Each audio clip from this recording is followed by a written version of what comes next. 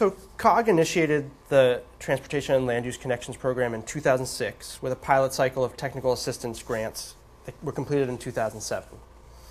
The program has been continued and expanded over the last several years. And as the program has continued, several underlying themes have emerged across the different grant projects that need to be tied together. So COG is developing toolkits to help explain those cross-cutting issues in greater depth and to a larger audience. The issue of density is particularly important to the Transportation Planning Board at COG because of the range of issues affected by density. The TPB is concerned with the regional transportation network and how that impacts the daily lives of the region's residents and businesses. In order to address these issues, regional leaders at the TPB and COG have recognized that we need to change the way we grow. Density alone cannot be the answer, but density requires design to be integrated into communities and to foster the kind of activities that support community goals.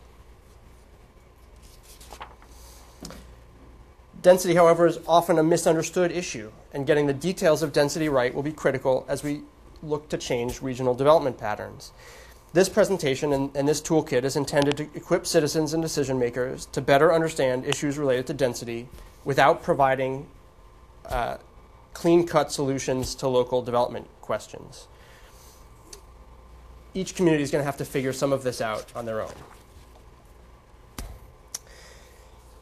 Conventional ways of thinking about density have led to mixed results in communities. It's important for communities to know what they want to achieve in terms of overall development vision rather than immediately focusing on the details of housing units per acre, floor area ratio, and other terms that we're going to define throughout this toolkit. The upper photo here shows density, but isolated from any kind of context that supports broader community goals. It's a tower oriented to the adjacent highway rather than to a neighborhood. The lower photo shows dense development integrated into a community at the Ballston Station in Arlington, with transit access and a mix of uses that support broader community goals.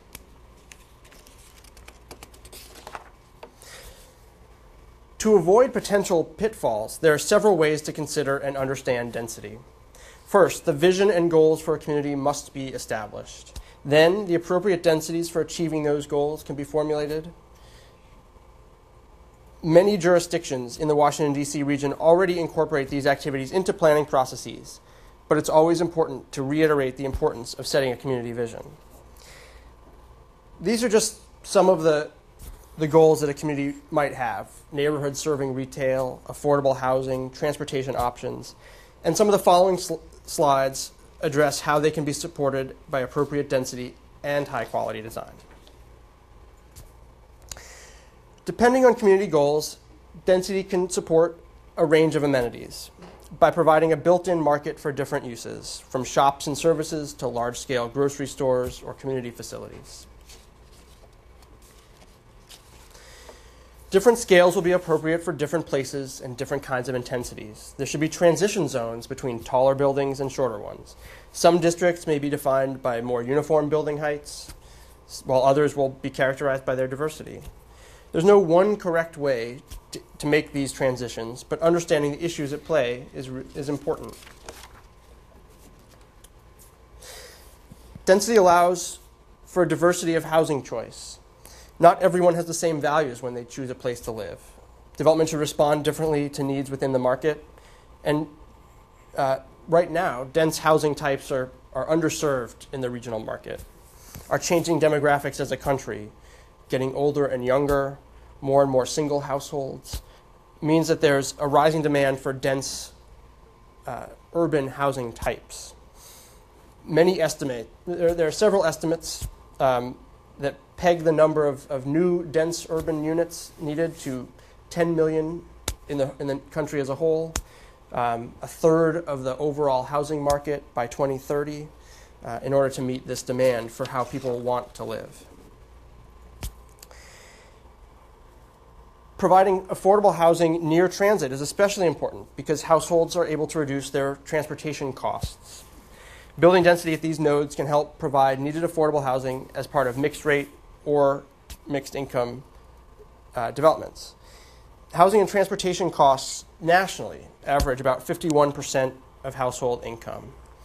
And the demand for housing near transit, as I just explained, is rising.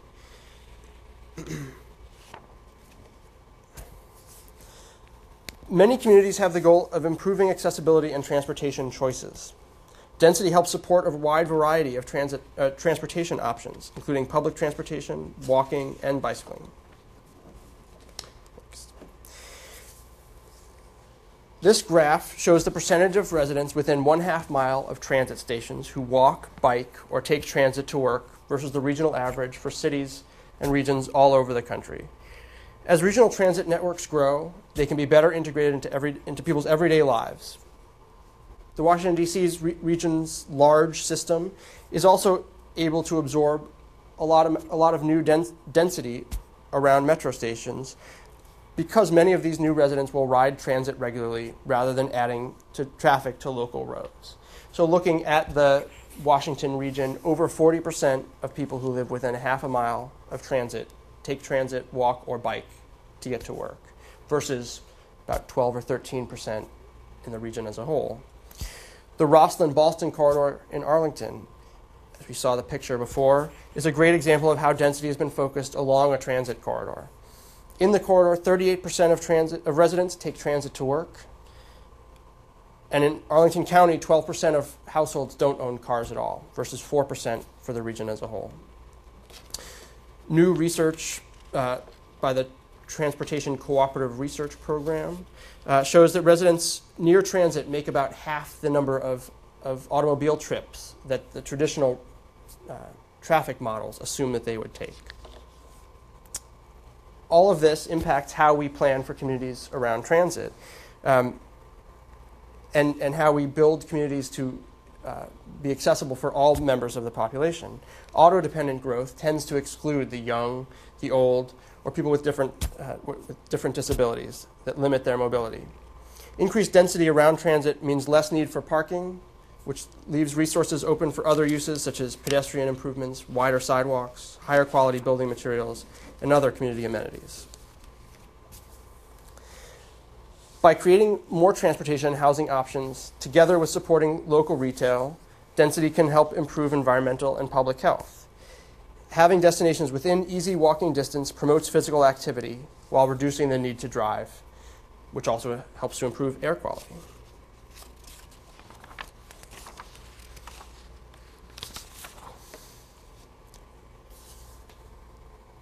Density also reduces auto dependence and vehicle emissions. In several cities, this graph shows San Francisco, Los Angeles, and Chicago. The increased residential density is directly tied to lower vehicle miles traveled, or VMT. These walkable neighborhoods make for healthy citizens, and appropriate density reduces the environmental impact at the regional scale.